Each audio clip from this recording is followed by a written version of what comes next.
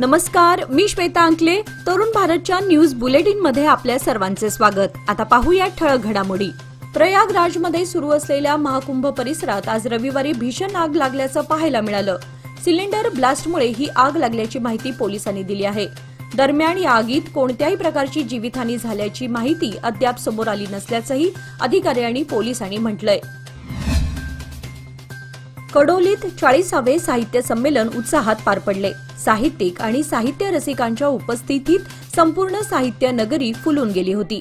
देशातील प्रत्येक व्यक्तीला मत व्यक्त करण्याचा अधिकार घटनेने दिलाय. त्यामुळे देशात, राज्यात सरकार कोणत्याही पक्षाचे असो, मत व्यक्त करणाऱ्याचा आवाज दाबला जाऊ शकत नाही. सीमा भागात सीमा प्रश्नाच्या सोडवणुकीसाठी आणि मराठी भाषा संस्कृती जतन करण्यासाठी भरवली जाणारी साहित्य संमेलने प्रशंसनीय आहेत. सीमावासियांचा लढा सीमा प्रश्न सुटेपर्यंत असाच सुरू राहू दे, असा संदेश या माध्यमातून देण्यात आला.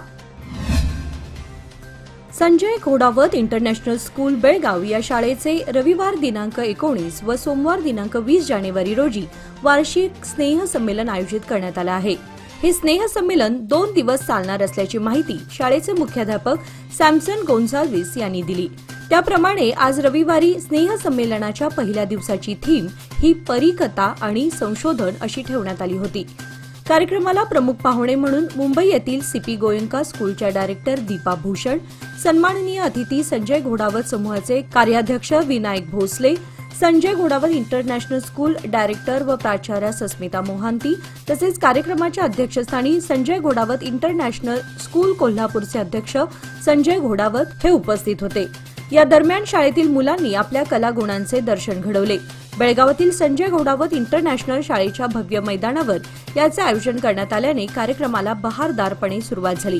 या वार्षिक स्नेह संमेलनाचे थेट प्रक्षेपण तरुण भारत न्यूज या युट्यूब चॅनलच्या माध्यमातून तसेच संजय घोडावत शाळेच्या युट्यूब चॅनलच्या माध्यमातून दाखवण्यात आल्याने पालक वर्गातून समाधान व्यक्त करण्यात येत होते.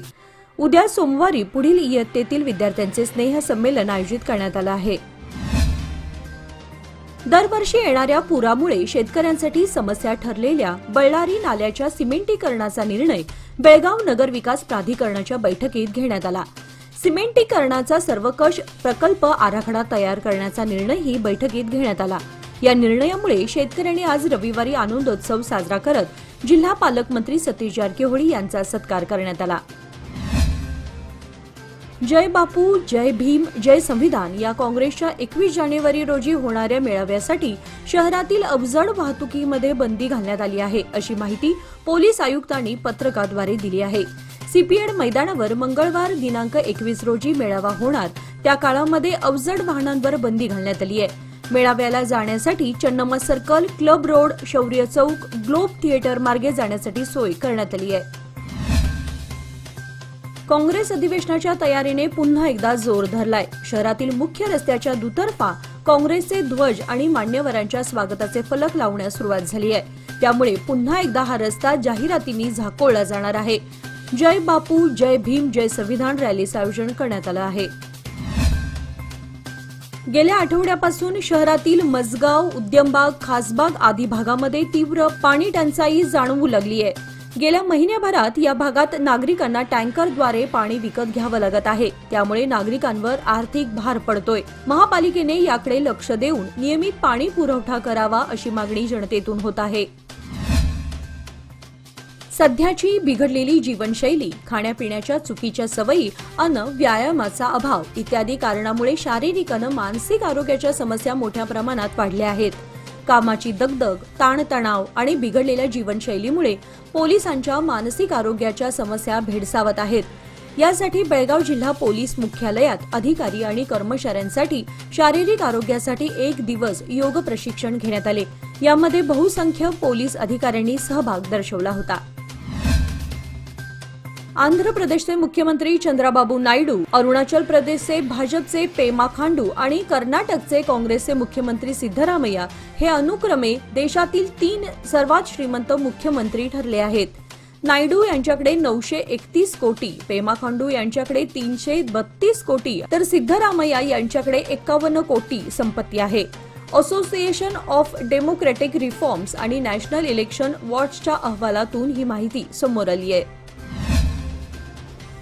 चिकोडी येथे मुलीच्या लग्नासाठी बँकेतून काढलेले कर्ज भरण्यासाठी जमा केलेले पैसे बँक खात्यातून गायब झाल्याची घटना घडली आहे। चिकोडी तालुक्यातील हंचनाळ गावातील एका शेतकऱ्याच्या बँक खात्यामधून एका भामट्याने 1,50,000 रुपयांची फसवणूक केली आहे। कुमार बडिगेर असं त्या शेतकऱ्याचं नाव असून ओटीपीच्या सहाय्याने फसवणूक झाली आहे। या संदर्भात चिकोडी पोलीस ठाण्यात तक्रार दाखल केली असून पुढील तपास पोलिसांनी सुरू केलाय।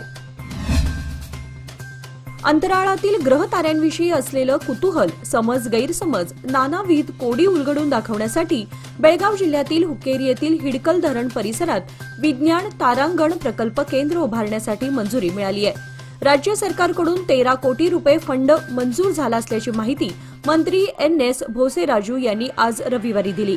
ग्रामीण विद्यार्थ्यांमध्ये विज्ञानाची आवड निर्माण करण्यासोबतच विज्ञान अभ्यास आणि संशोधनाला प्रोत्साहन देण्यासाठी राज्यातील सर्व जिल्ह्यांमध्ये विज्ञान केंद्रे व तारांगण उभारण्यासाठी हाती घेतलेल्या योजनेअंतर्गत बेळगाव येथे उपप्रादेशिक विज्ञान केंद्र व मिनी तारांगणाची पायाभरणी प्रांगणात होणार असल्याचंही त्यांनी सांगितले। दक्षिण काशी श्री कपिलेश्वर मंदिरामध्ये कर्नाटकाचे उपमुख्यमंत्री व केपीसीसीचे अध्यक्ष DK शिवकुमार यांनी श्री कपिलेश्वर मंदिराला भेट देऊन त्यांनी 111 लिटर दुधाचा अभिषेक केला। यावेळी त्यांच्यासोबत मंत्री डॉक्टर MC सुधाकर, आमदार चन्नराज हट्टीओळी आदी कार्यकर्ते, भक्तगण मोठ्या संख्येने उपस्थित होते। केंद्रीय मोटार कायद्याच्या नियमांनुसार वाहनांना हेडलाईट्स लावले पाहिजे। या कायद्याचे उल्लंघन करून प्रखर हेडलाईट्स लावणाऱ्या वाहन चालकांवर वाहतूक पोलिसांकडून कारवाई केली जाते। बेळगाव जिल्ह्यात 801 मोटारींवर कारवाई केली असून शहरामधील मोटारींची संख्या 518 आहे। डिसेंबरच्या शेवटच्या सप्ताहातील थंडीच्या तडाख्यातून बचावलेला काजू मोहर आता चांगलाच बहरात आलाय। सध्या बेळगाव, चंदगड, खानापूर तालुक्यात काजूसाठी वातावरण पोषक बनलंय। वातावरणात अनपेक्षित बदल न झाल्यास यंदा काजूच्या उत्पादनात चांगलीच वाढ होण्याची शक्यता आहे। सध्या तरी बहुतांशी काजू बागा मोहराने बहरल्या आहेत। जांबोटी वन विभागातील वडगावच्या जंगलातून राजरोसपणे वृक्षतोड करून वाहतूक केली जात आहे। याबाबत नुकताच एकावर गुन्हा दाखल झाल्यानंतर येथील स्थानिक जंगल माफियांचा पर्दाफाश झालाय। मात्र खानापूर तालुक्यातील जांबोटी भागातील या जंगल तस्करीत वन खात्याच्या कर्मचाऱ्यांचा सहभाग असल्याची चर्चा चालू असून वरिष्ठ वन अधिकाऱ्यांकडून कोणतीच भूमिका घेतली जात नसल्याने राजरोस वृक्षतोड केली जात आहे। हिंदूनगर गणेशपूर जवळ प्रफुल्ल पाटील या व्यक्तीवर झालेल्या गोळीबार प्रकरणी काही जणांना बेळगाव ग्रामीण पोलिसांनी ताब्यात घेतलं आहे। त्यांची कसून तपासणी सुरू आहे। मात्र याबाबत अधिक माहिती देण्यास बेळगाव ग्रामीण पोलिसांनी नकार दिलाय। या प्रकरणाचा संपूर्ण शोध लागल्यानंतर वरिष्ठ पोलीस अधिकारी याबाबत माहिती देतील असे बेळगाव ग्रामीण पोलिसांनी स्पष्ट केलंय। इतिहासात कदंब घराण्याची दुसरी राजधानी म्हणून ओळखल्या जाणाऱ्या खानापूर तालुक्यातील हळशी येथे कदंबकालीन मंदिरे, शिल्पकला असून गाव हे पर्यटन स्थळ बनलं आहे। 10 वर्षांपूर्वी हलशीमध्ये कदंबोत्सव साजरा झाला होता। त्यानंतरच्या काळात कदंब उत्सवाचा सरकारला विसर पडलाय। याकडे सरकारने लक्ष देऊन कदंबोत्सव साजरा करावा अशी मागणी जनतेतून होऊ लागली आहे। बेळगाव शहरामध्ये मोकाट जनावरांची समस्या कायम आहे। महापालिकेच्या विभागाकडून कारवाई करूनही मोकाट जनावरे वाहतुकीला अडथळा ठरत आहेत। कॉलेज रोड व फुटपाथवर जनावरे उभी राहिल्यानं वाहतुकीला अडथळा निर्माण झाला होता। त्यामुळे या समस्येकडे महापालिकेने गांभीर्याने लक्ष देण्याची मागणी केली जात आहे। शहर आणि परिसरात रस्त्यांच्या खोदाईचं सत्र सुरूच आहे। त्यामुळे स्मार्ट सिटी अंतर्गत करण्यात आलेल्या रस्त्यांची दुरवस्था झाली असून सदर रस्त्यांच्या दुरुस्तीकडे दुर्लक्ष केले जात आहे। L&T सह काही खासगी अपार्टमेंट मालकांकडून ड्रेनेज लाईन घालण्यासाठी मनमानीपणे खोदकाम केलं जात आहे। याचा फटका वाहनधारकांना बसतोय। L&T कंपनीकडून बेळगाव शहरात 24 तास पाणी पुरवठ्यासाठी प्रयत्न सुरू आहेत। सद्यस्थितीत 16,000 नळांना दररोज पाणी पुरवठा केला जात आहे। येत्या वर्षभरात महापालिका कार्यक्षेत्रात 24 तास पाणी पुरवठ्याचं उद्दिष्ट ठेवण्यात आलं आहे। त्या दृष्टिकोनातून L&Tचे एक पाऊल पुढे पडताना दिसत आहे। नवे पाऊल नवा संकल्प लोकमान्य सोसायटी सादर करत आहे लोकमान्य शुभारंभ ठेव योजना, जी देते तुमच्या ठेवीवर आकर्षक व्याज। ज्येष्ठ नागरिकांसाठी 0.5% अधिक व्याज। अधिक माहितीसाठी कॉल करा 1800-212-4050। लोकमान्य, जिथे पैसा वाढतो आणि नातं वृद्धिंगत होतं। अनमोड मार्गावरील 71 नंबर पूल बनवण्यासाठी काम घेतलेल्या कॉन्ट्रॅक्टरने 3 महिने रस्ता बंद करण्याची गरज नाही, काम सुरू ठेवून रस्ता खुला करा अशी मागणी नॅशनल हायवे अधिकाऱ्यांना दिली आहे। सदर मार्ग 3 महिन्यांसाठी बंद केल्यास ट्रक चालक, मालक तसेच या रस्त्यावर अवलंबून उपजीविका करणाऱ्यांवर उपासमारीची वेळ येण्याची शक्यता आहे। त्यामुळे हे टाळण्यासाठी Goa lorry association, Ramnagar tipper association, Khanapur व Belgaum truck association, Hubli truck association यांनी नॅशनल हायवे अधिकाऱ्यांना रस्ता सुरू ठेवण्याची मागणी केली आहे। देशात 4 वर्षात सायबर गुन्हेगारीत 5 पट वाढ झाली आहे। देशभरातील 29,000 बँक खात्यातून तब्बल 1,457 कोटी रुपये सायबर गुन्हेगारांच्या घशात गेलेत। ही माहिती पोलिसांच्या संकेतस्थळावरून समोर आली आहे। विशेष म्हणजे आतापर्यंत यातील 5% कमी गुन्ह्यांची उकल झाली आहे। सायबर गुन्हेगारांनी तब्बल 66 राष्ट्रीयकृत खासगी बँकांच्या हजारो ग्राहकांच्या खात्यातून कोट्यवधी रुपये परस्पर काढले आहेत। प्रवाशांना उत्तम सेवा देण्यासाठी उभारण्यात आलेल्या सीबीटी बस स्थानक उद्घाटनाच्या प्रतीक्षेत असल्याचं दिसत आहे। संपूर्ण इमारतीचं काम पूर्ण होऊन देखील उद्घाटन मात्र रखडलंय। सुसज्ज बस स्थानकाचं उद्घाटन करून प्रवाशांच्या सेवेत दाखल करावे अशी मागणी सर्वसामान्य प्रवाशातून होत आहे। शेती पिकांची 7-12 उतार्यावर नोंद करण्यासाठी यापूर्वी कृषी खात्याकडून सर्वेक्षण करून नंतर नोंद केली जात होती। मात्र यापुढे शेतकरी स्वतः थेट पिकांची माहिती 7-12 साठी पाठवू शकणार आहेत। त्यामुळे आता शेतकऱ्यांना कृषी अधिकाऱ्यांची वाट पाहण्याची गरज भासणार नाही। त्यासाठी राज्य शासनाने पीक सर्वेक्षण ॲप्लिकेशन मोबाईलवर शेतकऱ्यांना उपलब्ध करून दिलं आहे। मोबाईल ॲप्लिकेशनद्वारे शेतकरी स्वतःच आपल्या शेताच्या पिकाची माहिती या ॲप्लिकेशनच्या माध्यमातून कृषी खात्याच्या संकेतस्थळावर पाठवू शकतात। गोव्यात पॅराग्लायडिंग करताना महिला पर्यटक आणि पायलटचा अपघाती मृत्यू झाल्याची धक्कादायक घटना घडली आहे। घडलेल्या घटनेनंतर गोवा पोलिसांनी तात्काळ गुन्हा दाखल करून पॅराग्लायडिंग कंपनीच्या मालकाला अटक केली आहे। पोलिसांनी या प्रकरणी त्याच्यावर सदोष मनुष्यवधाचा गुन्हा दाखल केलाय। सुरक्षा नियमांकडे दुर्लक्ष केल्यामुळे अपघात झाल्याचं सांगण्यात येत आहे। बेळगाव ग्रामीण भागातील बसचा प्रवास महागलाय। बेळगाव तालुक्यात विविध मार्गावर धावणाऱ्या बसमध्ये आता प्रवाशांना तिकिटासाठी जादा पैसे मोजावे लागणार आहेत। वाढत्या तिकीट दराचा फटका सर्वसामान्य नागरिकांना बसत आहे। परिवहन महामंडळाने सरसकट 3 रुपये तिकीट दरवाढ केली आहे। जिल्ह्यामध्ये HIV/AIDS रुग्णांची संख्या घटत चालली आहे, तरी देखील अजून काही ठिकाणी रुग्ण आढळत आहेत। त्यामुळे या आजाराबाबत जनजागृती करण्यात येणार असल्याची माहिती जिल्हा HIV तथा AIDS नियंत्रण विभागाच्या वतीने आज रविवारी देण्यात आली आहे। 2030 पर्यंत संपूर्ण जिल्हा HIV मुक्त करणार असल्याचं पत्रकामध्ये म्हटलंय। विश्व एड्स नियंत्रण दिनानिमित्त HIV नियंत्रणासाठी ग्रामीण भागात घरोघरी जाऊन जागृती केली जाणार आहे। बेळगाव शहरातील मिरची बाजारात नव्या हंगामातील मिरच्यांची आवक सुरू झाली आहे, परंतु ढगाळ आणि बदलत्या वातावरणामुळे खरेदीसाठी अद्याप ग्राहकांचा अपेक्षित प्रतिसाद नाही। खरेदीपूर्व चाचपणी करण्यासाठी तुरळक वर्दळ सुरू आहे। कडक ऊन सुरू होताच फेब्रुवारीच्या मध्यानंतर मिरची खरेदीसाठी ग्राहकांची वर्दळ वाढेल अशी अपेक्षा व्यापारी वर्गातून वर्तवली जात आहे। रेशन कार्ड दुरुस्तीचं काम सुरू झाले आहे। हे काम 31 जानेवारीपर्यंत सुरू राहणार आहे। सध्या ग्राम वन व कर्नाटक वन या केंद्रामध्ये रेशन कार्ड दुरुस्तीचं काम सुरू आहे। नवीन रेशन कार्ड देणं प्रक्रिया तुर्तास बंद ठेवण्यात आली आहे। रेशन कार्डमध्ये नवीन नाव घालणे, नावाची दुरुस्ती करणे आदी कामे सुरू झाली आहेत। त्यासाठी रेशन कार्डधारक आधार कार्ड, 6 वर्षांवरील मुलांना उत्पन्नाचा दाखला, 6 वर्षांखालील मुलांचा जन्म दाखला, आधार लिंक असलेला मोबाईल सोबत हवा। व्यक्ती मयत झाल्यास त्याचे नाव कमी करण्याचे काम देखील सुरू आहे। एका बाजूला बुलढाण्यात अचानक टक्कल पडण्यानं लोक हैराण झाले आहेत, तर दुसरीकडे कोल्हापूरमध्ये मात्र एका व्यक्तीनं टक्कलावर औषध मिळाल्याचा दावा केलाय।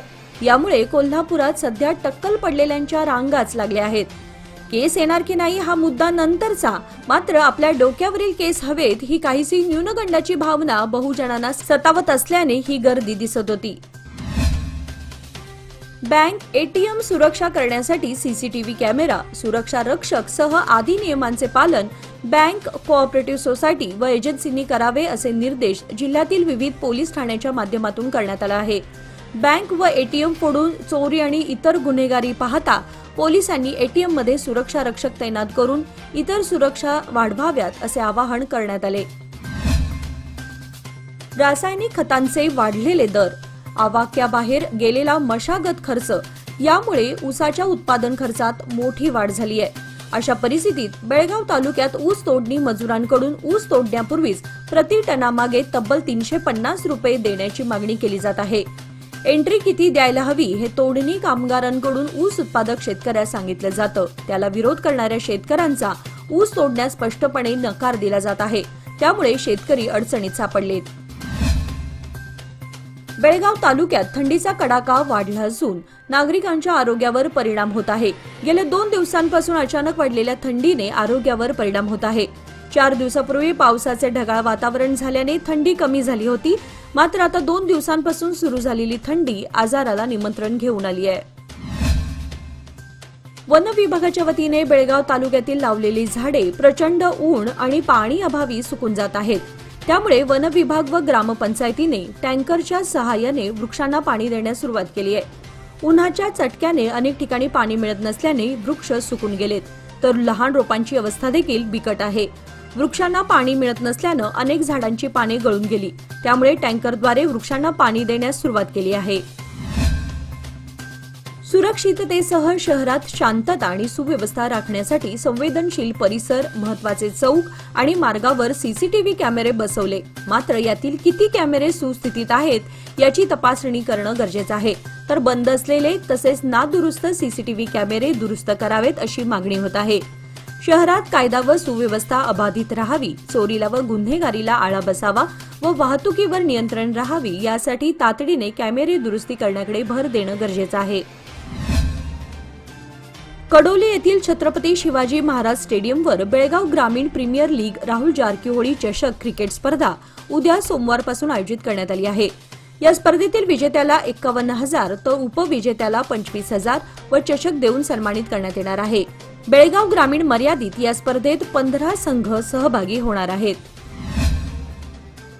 बेडकीहाळ येथील शांतीनगर सर्कल भागात चिकोडी इचलकरंजी या मार्गावर दक्षिण बाजूला कन्नड, मराठी व उर्दू प्राथमिक शाळा आहे. येथे सुमारे 500 ते 600 विद्यार्थी येतात. पण गेल्या 1 महिन्यापासून परिसरातील कन्नड व मराठी शाळांच्या वर्गखोल्यांचे कुलूप अज्ञातांकडून मोडल्याचा प्रकार 2 ते 3 वेळा घडला होता. गेल्याच आठवड्यात मराठी शाळेच्या खोलीचे कुलूप मोडून आतील कपाटातील साहित्य, कागदपत्रे विस्कटले होते. तर शाळेतील एक टेप रेकॉर्डर तसेच मुलांनी जमा केलेली 1,000 रुपयांची रक्कम गेल्याचं निदर्शनास आलं आहे. शाळा आवारात सायंकाळी 5 ते सकाळी 6 वाजेपर्यंत वॉचमन नेमावा अशी मागणी करण्यात आली आहे. दूषित पाणीपुरवठा व वाढलेल्या डासांच्या प्रादुर्भावामुळे बोरगाव येथे डेंग्यू व कावीळ साथीनं थैमान घातलं आहे. डेंग्यूचे 4 तर कावीळ साथीचे सुमारे 10हून अधिक रुग्ण आढळले आहेत.